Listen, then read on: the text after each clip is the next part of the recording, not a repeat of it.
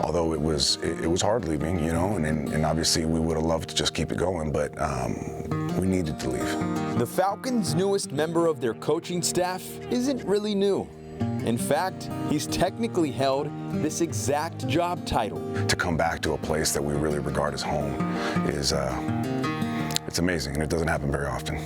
Jeff Ulbrich served as the interim defensive coordinator back in 2020 for the Falcons after Dan Quinn was fired mid-season.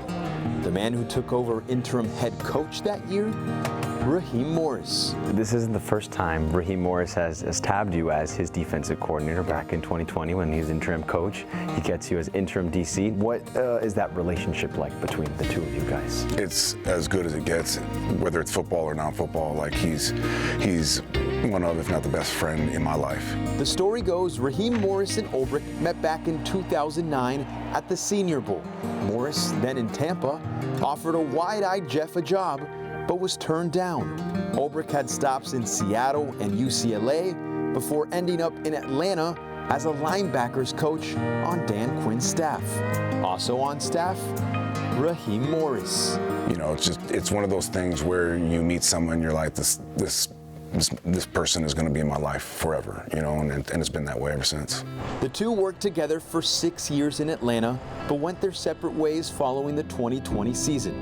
Ulbrich became the defensive coordinator of the Jets, where he helped lead New York's defense to top 4 numbers in yards allowed and EPA. Now 5 years later, both are back in Atlanta, serving in the roles they each held as interim, now full-time.